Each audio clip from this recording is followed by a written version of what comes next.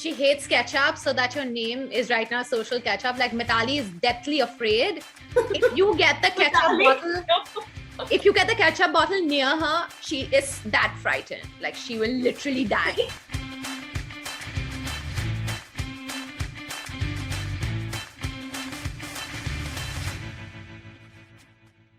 Welcome to Catching Up with Mrinil. My guests today are two friends who started content creation, started blogging, influencer journey. I mean, long ago. I mean, I feel that because I've been following their work from years now. Now a mommy, one of them is a mommy. I'm a cat mommy.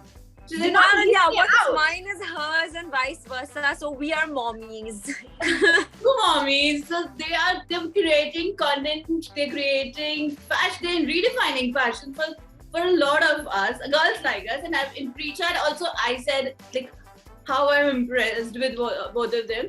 So let's begin conversation. Let's catch up with them. Lovely. Super welcome, excited. Mitali. Welcome, Summiyya. Thank you for having us. Okay, so you guys, I'll start with something which is, I'm pretty sure you guys know that answer. You have been asked a lot of time over these years. What was that moment when you decided, okay, let's start House of MISU? Ooh. So, do you want to start or should I? I can start. You start. Okay. I'll pop in. The interesting thing is our aha moment, we want to work together, came at a weirdly young age. We kind of seemed to have this kind of premonition where we just knew that we would be together forever.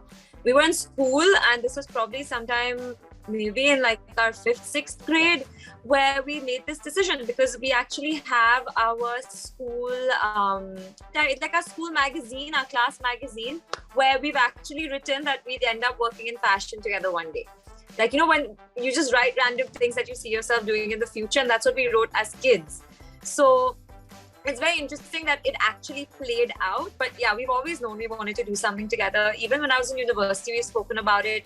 Even when I started working in PR after graduating and Summiyya was studying to do jewelry design and political science, we discussed it and we knew that was our path. Both of you went to the same college, right? No, so we went to the same school and then we went to the same college for the first 2 years. And then Mitali went away to Bloomington. She studied abroad for 5 years. And I studied here 4. I was in Jai Hind. I finished my studies here and then I did jewelry design. So I actually switched over and did jewelry design for 1.5 years.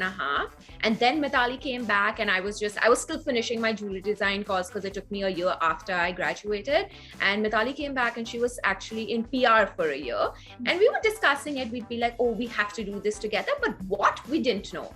But we just came up with a name. We made a Facebook page. The first thing we registered our company in the first week of coming up with the name. We just registered it. Hand drew our logo for us. Yeah, my sister hand drew our logo like 10 years ago and our parents were like, you guys are registering it? We were like, yeah, we're doing it professionally. We are going to register it. Yeah, we were actually really confident kids. We were like, we can do this. Why can't? And we didn't know it was going to be blogging at that moment. We definitely didn't know that point, but we knew it was going to be something in fashion. We were like, we're just going to call it House of MISU. So anything that we did would kind of fit into that, you know, if we had a store, if we had product, if we had anything, it would fit in that realm of House of MISU because that actually could be anything. So that's what I wanted to ask, that when you guys started, were you planning it to be a side hustle or a full-time career? But now registered, it's a full-time. It started with a passion. It was never a side hustle for us. It was definitely a passion that kind of drove us. We had this one mantra that I think Mitali will agree on. We just never said no. Whatever anyone told us, we're like, yeah, we can do this. You guys figured out how.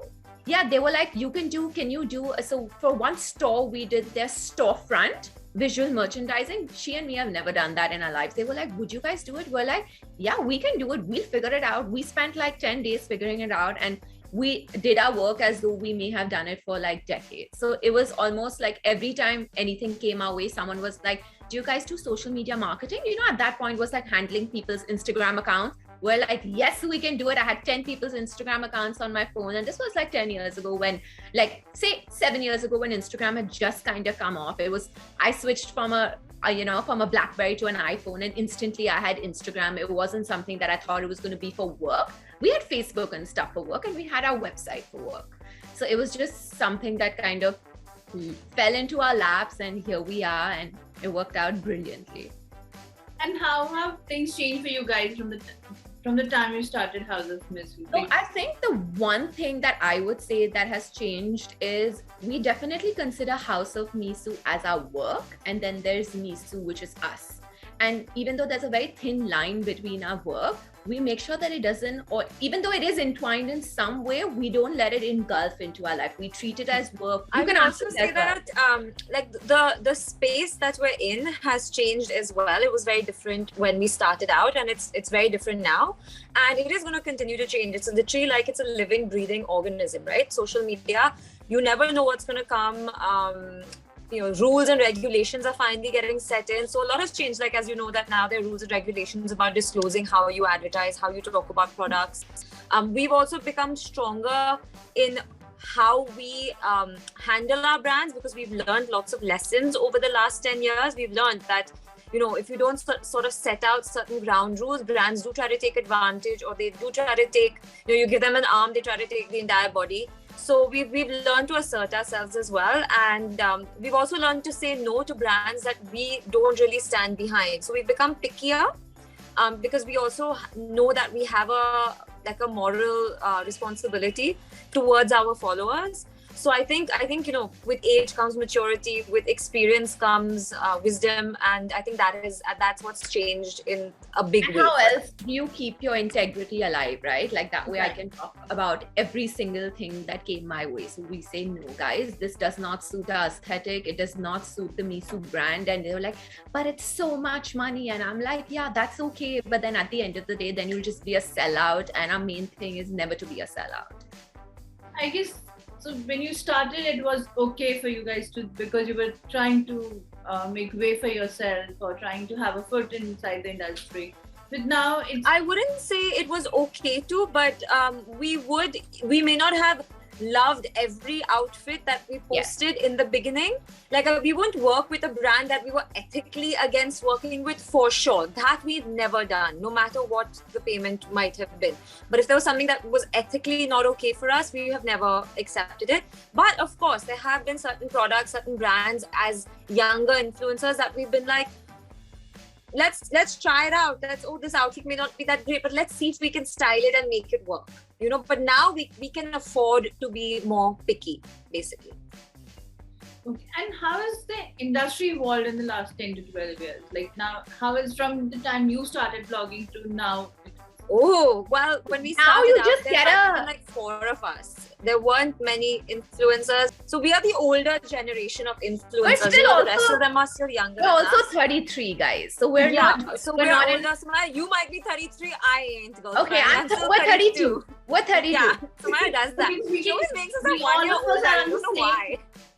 So like I said in my intro, that I've been following you work from ages now, because we have been in the same growing age. So we have shared same. I am 32. So yeah. Exactly. So that's the thing. So we're older.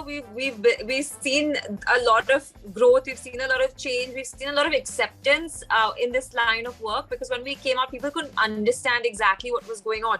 They don't understand the difference between an ad agency and an influencer. Sometimes even now we struggle with it a bit, where we're like, guys, not an ad agency, not a model.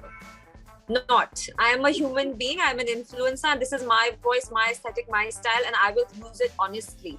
But some brands will come and they're like, no, can you say this, like this, wear your hair like this and do this? And we're like, no. So this has gotten better now. But back then, people didn't really know what this was, right? So they would think like, are you a model? What do you do? How does this work? So I think in that regard, it's changed. I also feel like obviously now there's a lot more money rolling around in this industry, because the way people market has changed. Magazines are no longer the superpower in terms of influencing people's sense of styles. It's become social media.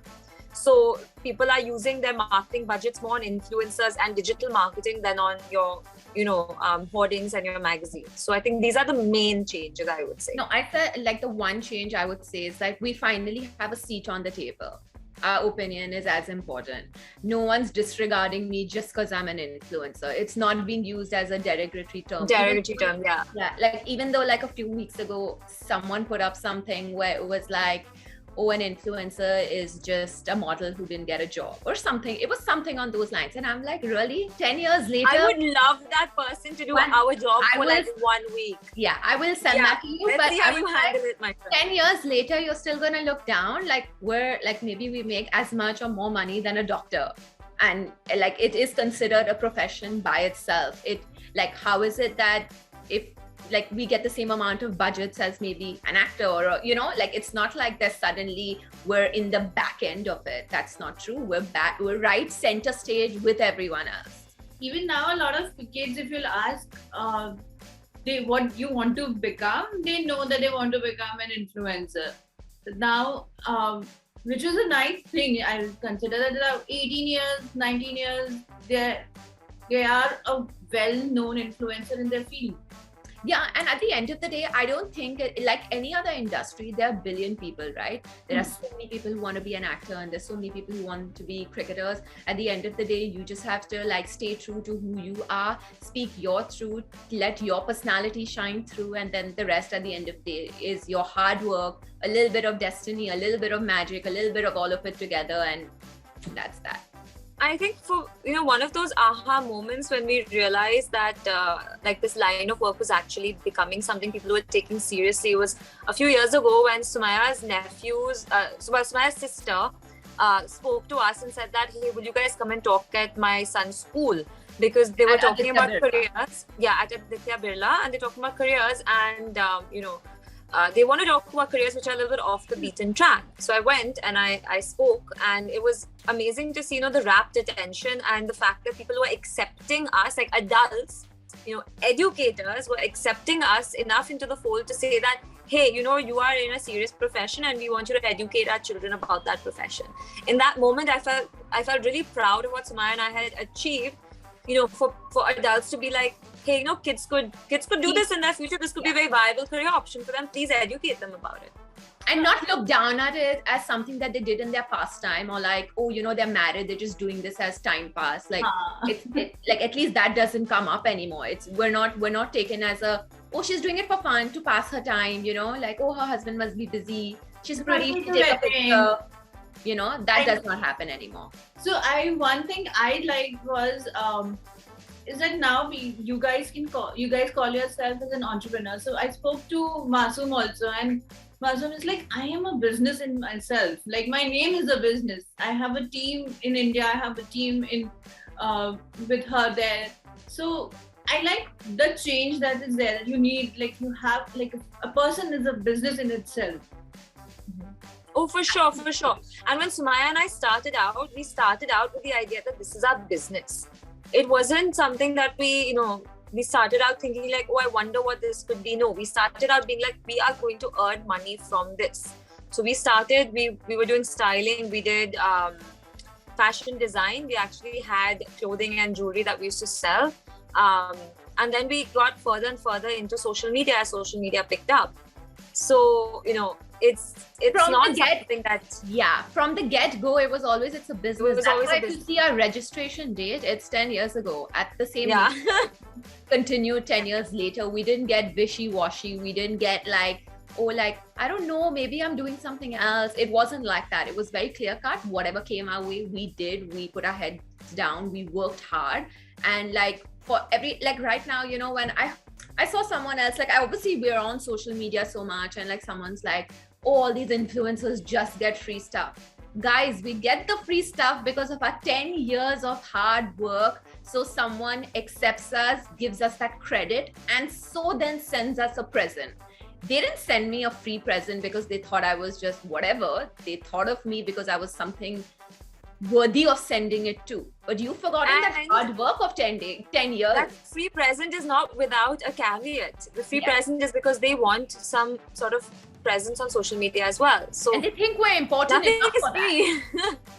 I was about to say that free gift is also not a free gift. It comes with an asterisk. Absolutely. But at the end of the day, but even when someone does send you a present and doesn't expect something, they think you're important enough, they think you've achieved enough to send it to you. So when someone disregards it on social media saying like, oh my god, these girls just You're just doing it for the free stuff. Guys, free things don't pay the bills. They don't pay my team. They don't pay my manager, my photographer. They just don't. Like that's not why we do it. We don't do it for the free things. But as always on social media, everything needs to be taken with a pinch of salt. You have to be a little thick-skinned. Everything someone says, I can't take to heart. I will never be able to sleep at night. And so yeah, every morning is a new day, and we're brave about that. And unfortunately, we all learn this hard way. Yeah, for sure. Okay, I wanted to ask you guys that when you started in first week, you registered yourself as a House of MISU. Was MISU always there? It was like me and Sue always. You used to use it. Oh yeah! Oh my god, we were best friends since we were 6 years old. We went to school together. We were. Oh, are you talking about the term MISU? Term MISU. No. Oh no, that's just Mitali and Summiyya.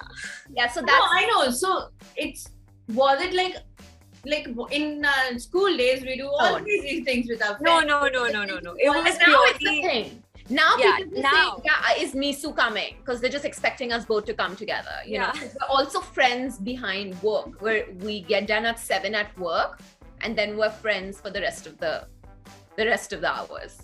Working with a friend is easy, and I'm pretty sure you'll vouch for it. But I want to know what's not so rosy about working with a friend.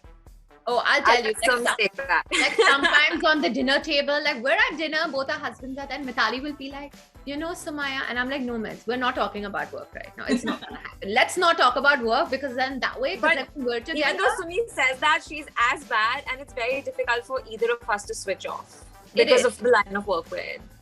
But she's asking a very different question. I know what you're asking. I just can't point out one thing that we haven't been able to resolve. We've resolved everything when it came to like, a brand sending one product, or one of us being able to travel somewhere. We've always come to a sort of like because at the end of the day, we're sisters, right? So we're like, hey, you go once, I'll go once. You keep this, I'll keep that. At the end of the day, they're all things, they're all experiences. They all like, they'll always be new, they'll always be better. So I don't, because but I think what you said, Sums, before was, I think that's definitely one of the things that may not be the rosiest, where like even if like we're just hanging out with friends, we might try to ideate and people will be like, shut up, stop it, stop talking about work, guys. Like when we're together, it's difficult to sometimes not be in work mode, because like otherwise I'll pick up the phone and be like, oh, Summiyya, I had this idea, or Summiyya will pick up the phone and be like, oh, Mitali, let's do it this way. But if she's in front of me and we're hanging out with friends, or we're on a non-work trip with family and husbands and things, we still kind of just see each other's face and think like, oh, do you know what I think we should do next week? Or oh, do you know what, how we should handle this client? I think that might be the thing. Like we can't, it's difficult because when we're together, we know that we can talk about work. Yeah, and it's quite annoying for everyone else around us. Yeah. Like that's what I wanted to ask also. Do you guys feel that, we came out for just a brunch, or we came out, or today let's go just for brunch and we'll not take a picture for the gram, or we'll not do it. We do that. No, so the thing is that we, again, as I said, like we have divided our personal lives and our work as work. And then there are times when we meet where we look homeless and we're like, this is not like, we're just chilling, we're not taking a picture, or we see something that's amazing and we're like, no, we're just gonna take this time for us, because you can't, it's very easy to never switch off, but in the long term, those have a lot of side effects on your life and you don't want that. And we've kind of addressed it that, hey, at the end of the day, social media and our work is one part of it. If we let it take over our lives, honestly, then I can have like anxiety, and you can have so many things because you just don't get a second off. Like you just won't. And then I don't want to be 40 or 50 and be regretful of not being able to live my life in my heydays at 30 to 40 is what I consider, say, our heydays. I'm just busy working, even though I love my work. So let's not say that, oh, I don't love my work, that's why I'm saying it. But at the end of the day, it is work. It is something that is considered as work, and then you get some switching off time. So it's just for fun, I want to ask, okay, so what we do is when we're so frustrated of our work, of our company that we do, we go back to our friends and we just talk about how frustrated we are at work. But when you work with we talk about it to ourselves. Yeah. We say it to each All other, the being time. like, I am so exhausted today. Yeah. Mitz, I don't think we can take a single other project. Like I will die now if we take any work. Like literally, we talk to each other being like, Summiyya, next week, please don't schedule any work. I have not slept all night. My baby's crying. I have this appointment. I cannot work. So like we do also kind of go and We do each whine to other. each other. Yeah. And she's the only one who would get it, because a lot of our friends still think like, but it looked so fun. But you looked so pretty. And we're like, okay, yeah, but it was a lot of work. So what makes a friend a good business partner? If They understand. tries to individually answer this. So they understand when they should, like, I know Mitali's tipping point. I will not cross it. If I need to put my point across, I have said it. I've said it in that many words. I know she's going to understand it. And I know when to not put it a step further. And also, I've always learned to apologize. You know, hey, I'm human. I make mistakes. I'm open to apologizing. If I've made a mistake, misunderstood a situation, not understood something, I'm always open to being like, hey, Mitz, I'm sorry. I'm so sorry I said that. And we always go to sleep, you know, resolving the matter. And that's how I take every aspect of my life with every relationship that I have, to be able to go to sleep resolving a matter. So the next day because at the end of the day, the goal is the same, right? You want the company to succeed. You want your friendship to succeed. So our goals are not different. So if our goals are aligned, eventually we'll figure it out, is what I feel. Mitali, you have... Hopping on that train, I completely agree. It's communication, having a clear and open line of communication. And without a clear and open line of communication, there can be no trust. Without trust, there can be no successful working relationship. So the fact that we are so honest with each other and we trust each other wholly and fully, I don't think it's ever even crossed my mind for 1 second, like, our accounts okay? Is this okay? Is this client's payment okay? Because like that doesn't even cross my brain. You know, I that's handle the kind that part of it. That's why she's saying. Yeah, like for quite a while now, Summiyya has been, just when the accountant comes, Summiyya sits with him, she goes through accounts and things, and that's clean. And I'm not thinking like, oh, could there be some issue there? Never, because I trust this girl with my life, you know, and that's because we communicate with each other so openly. We've always been very clear and frank with each other, and we have that trusting relationship. So what roles you have defined between you two as a business partners? So a lot of our roles do overlap, but I think the main roles, like certain things I know that Summiyya is exquisite at, like she's got a beautiful aesthetic. So, you know, certain things that requires kinds of production, require, styling, like interior styling and things, she's exquisite at that. And if we need content, and if we need anything with beautiful language or anything, we keep that on Mitali. She knows, like, I'm not going to be doing it. That is her job to do. Like, and she knows that, hey, if there's something needs to be styled or anything to do with decor or put something together, that will be me. Accounts is my handling. Business relations is hers. So we have it quite, and obviously lots of things overlap as well. Yeah, I know tomorrow if, I can't take certain meetings, Summiyya's going to be great at it. And Summiyya knows, like, if she can't meet the accountant for a few days, I can take it over. But like these main roles, these are just our individual strengths that we're better at. Everything else, I mean, both of us have, handled together for the last 10 years. So. And so what have you learned from each other while working? Irrespective of the accounting or business. If I had to pick one quality of Mitali's, I would pick that she can compartmentalize really well. Like, if there is a personal issue happening, but there are certain things that need to be done, it'll be like, I have placed this here, I will deal with this, I will get back to that later.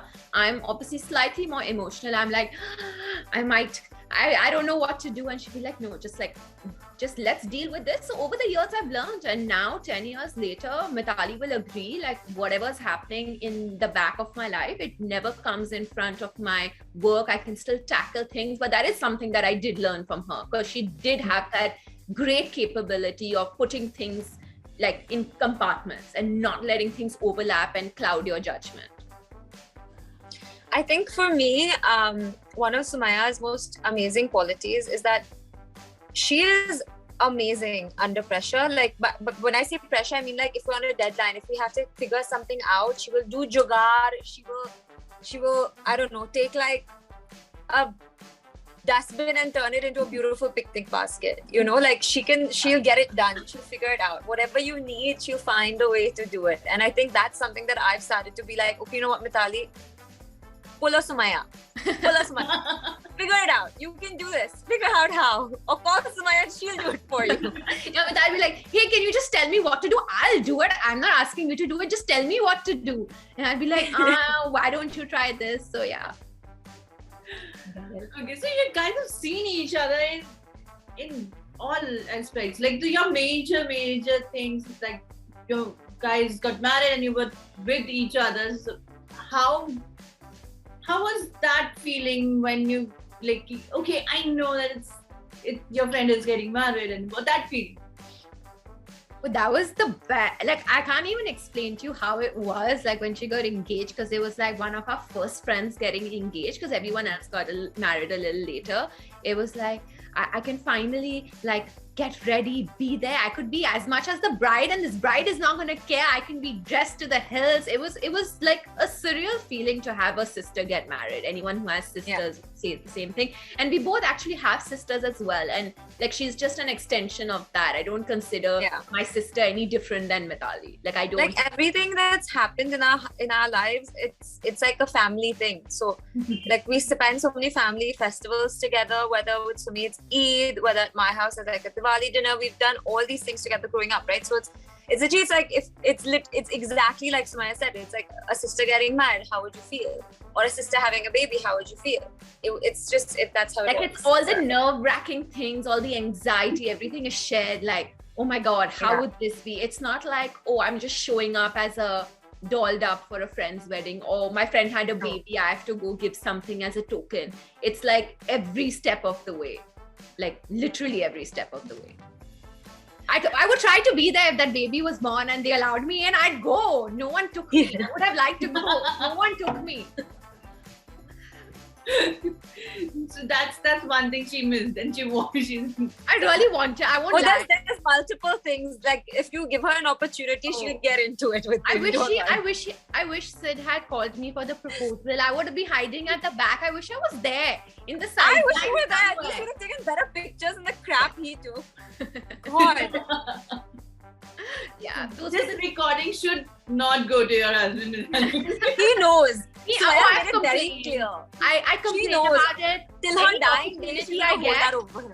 Like, even 5 years later, since they've been married, any opportunity I get, I'm like, Sid, why didn't you just get me to Jaipur? Like that, like why didn't you? I don't understand. And he was like, oh my God, that moment has passed, so we can't go back.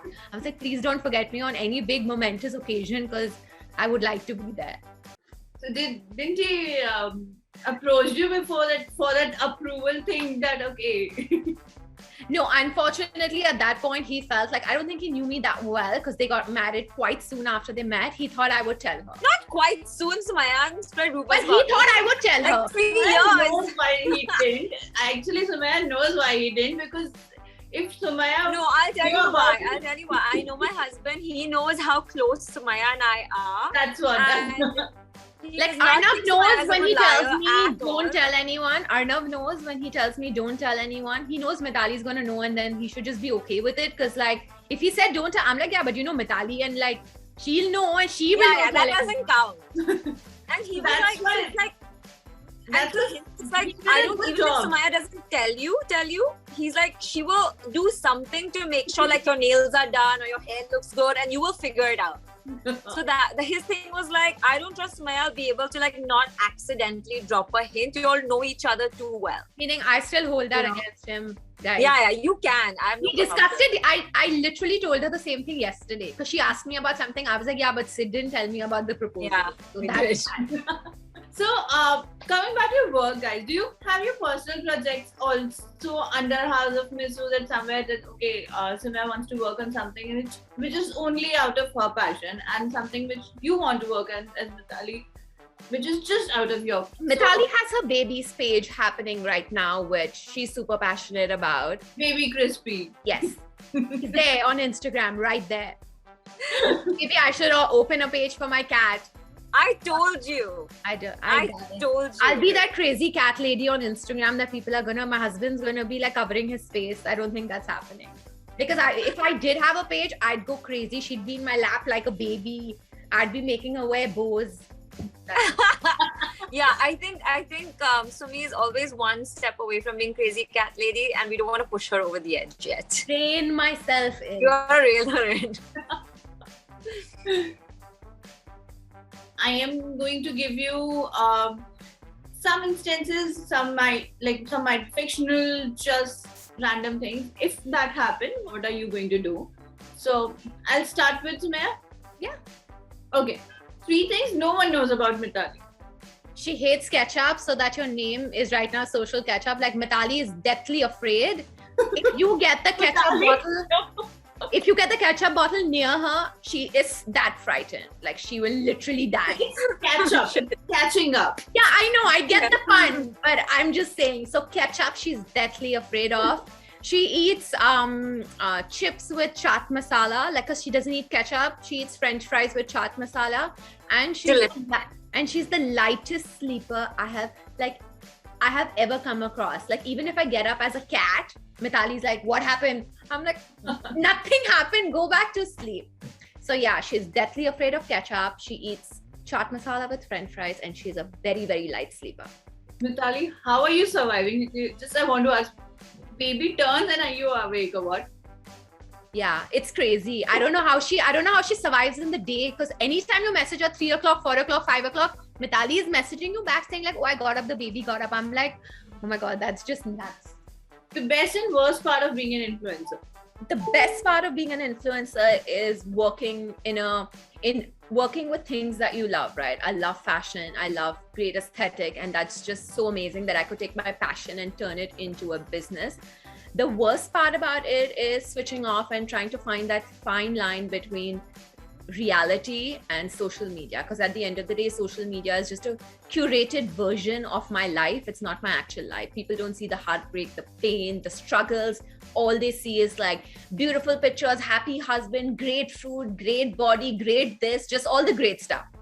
If a book has to be written on YouTube, what should be the title? And House of MISU is not an option. Mi casa es su casa. I feel like that's a good one. Okay. Have you ever used "I know this better" wildcard when you didn't like it, the idea? Yeah, meaning maybe I do know it better. I think sometimes. Sometimes, yeah, I'll have to give us that. Yeah. Okay. If you have to change one working habit of Mitali, what will it be? She needs to start replying back to messages. She Yeah, replies like to the first 4. 250 She replies only to the first 4 unanswered messages. WhatsApps. I have 255 unanswered WhatsApps. Like, people have congratulated her when she had the baby. She has not replied back to them. I'm like, Miss, please reply back to people. They're like, "Oh, we wished Mitali, her baby is now 1 year old. They may have to wish him on his birthday now." That Mitali will reply on graduation. Probably. Yeah, I'm so bad. They just like collected over the last year, and I'm just like, I get anxiety when I look at it. Like, one project that you did only because Mitali wanted to do. Oh, wait, don't make faces. We were in Seychelles, and they gave these options of skydiving or some sort of activity, and I was gonna say no to that entire part of the trip because I'm very scared of heights. She was like, "I want to do it," and they said like, "Oh, if you're coming, both of you have to do it." There was no way for me to back down. I was so scared. I just did it because this person wanted to do it, and I didn't want her to not have the experience. So I was like, "Okay, I'm just gonna do it." But you loved it, even though you fell in the water. I was so scared about it, but I did that part of the project. She did it. She wanted to do it. Okay. It was fun. On a lazy day, what will be an ideal excuse to not work on a brief, or even better, convince that only Mitali should do? Oh yeah, Mitali has great hair, take her.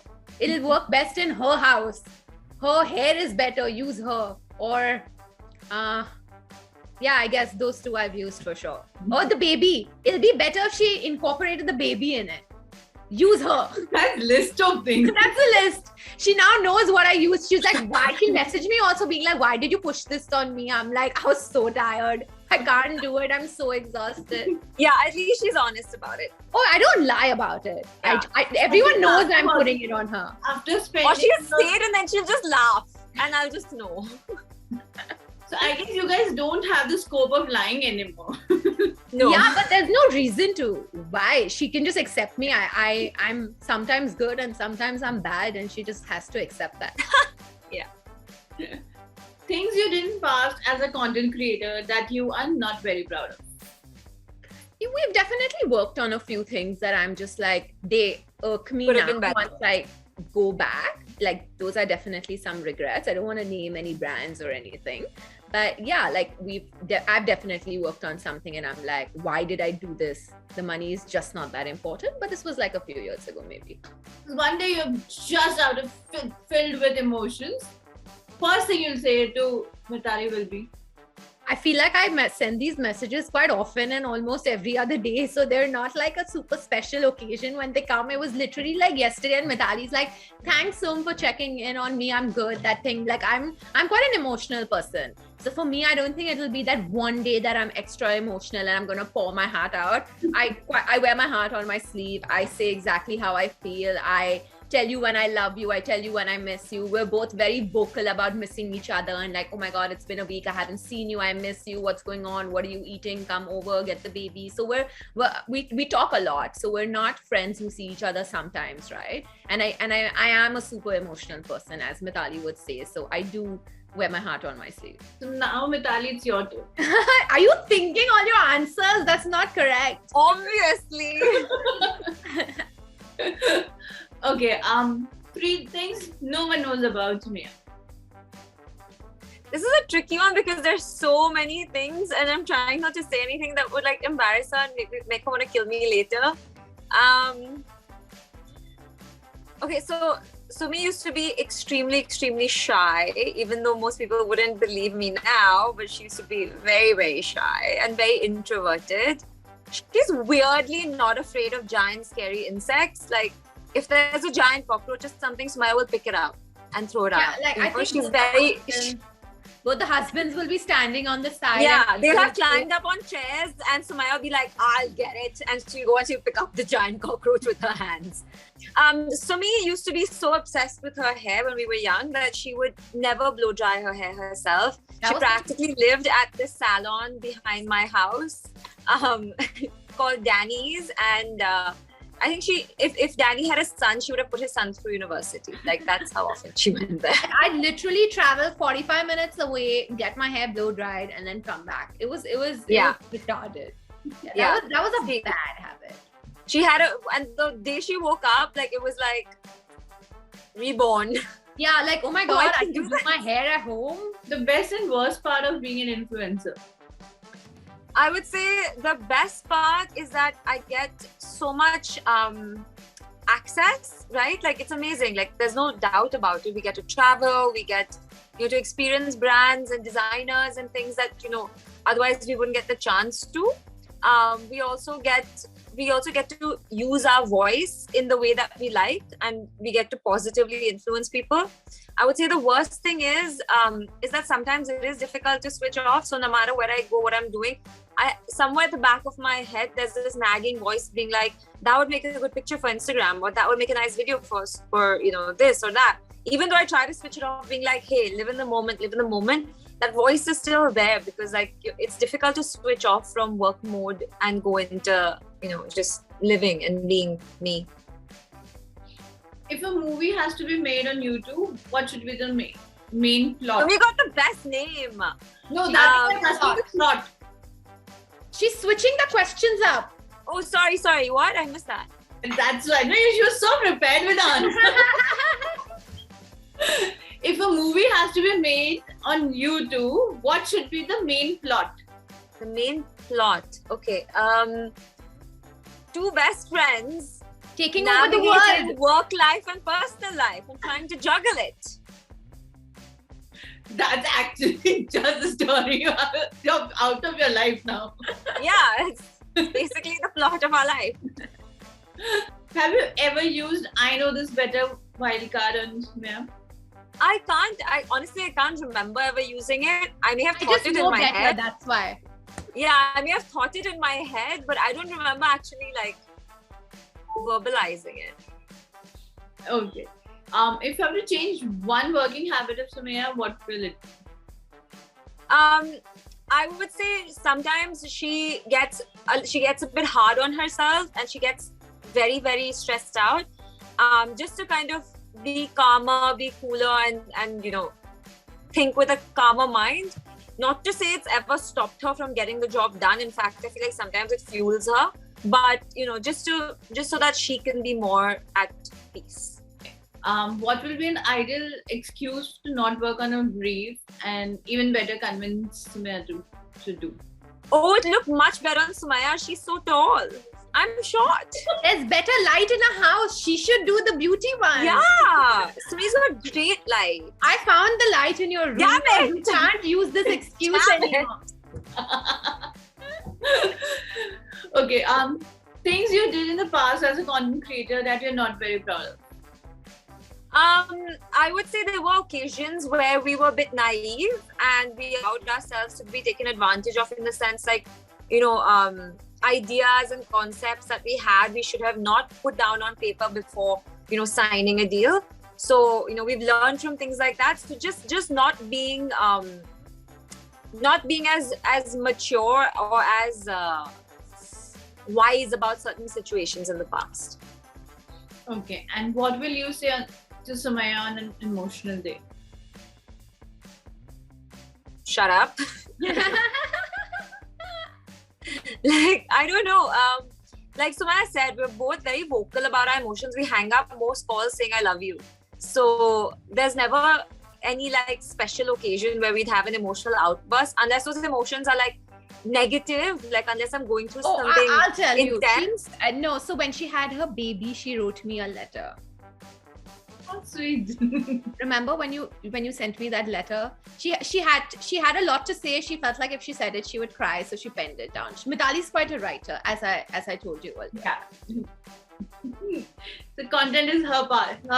Actually forte. Yes, it is 100%. Coffee. I love to write. I do. I love to write. I love to read and write. So first is Google my name. Yes.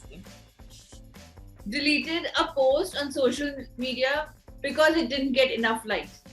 I'm guilty of that. Cancelled a project because I didn't want to work on the brand. 100. Yeah, for sure. You guys I have good. Yeah, a lot of I haves. Maybe it's the 32 years of age living in the world. Nothing has gone under me. Maybe it's 10 years of working. Okay, went to a work meeting and zoned out. Oh, I probably zoned out a couple of times during this. I'm a very zony person. I'm a very spacey That's person. so mean. Like no, don't take offense. Like Sumi knows, I'm a very spacey person to the extent where like I was scared to start driving an automatic car because my husband was like, you space out a lot, Mitali. Maybe you should not drive automatic. Like her pet name in school was Space Cadet. That used to be. Yeah, like I do. I tend to space out in life. That should be part of the question. 3 things no one knows about. Yeah. Like when she said sometimes she's like, oh, I don't know how I got from the signal to there. Like while she's driving. That's not a. That's Yeah. That's a risky thing. Like I have specific responses that when people know that okay, that's what she's saying, she's probably spaced out now. Like, you know, when someone's talking to me and I've just like zoned out. But I also feel like it's because I'm such a light sleeper and I have always been. Yes, having a baby now has made me, you know, sleep less. I always have broken sleep, and I think that just means like I never get a full night of REM sleep, and it makes me a bit spacey. Maybe that's my diagnosis. It may be absolutely false. Okay. Cancel an invitation saying I'm working late or have to travel for work. Yeah. Hell yeah. I was talking about a work invitation, but yeah. Hell yeah. Even work invitations. Okay. I'm hoping this is not the thing. Shared a half-baked idea with the client. Yeah, as I told you, our mantra was always figure it out. So just roll with it. We'll figure it out later. Yeah. Just give them the half idea. Like It'll bake at home and I'll figure it out. Yeah, even in our line of work, sometimes like a client will expect you to just have ideas off the top of your head. So you have to think on your feet, and you might come up with a kind of idea and you're like, okay, I'll fill in the gaps later. So yeah, we've done it. So I have a question. So I was talking to a couple of creative friends. They said yes, they did, and so that just they can buy some time. And unfortunately, the idea got approved. Our idea. No. So I was talking to someone, and the worst decision that happens, right? Worst idea got approved.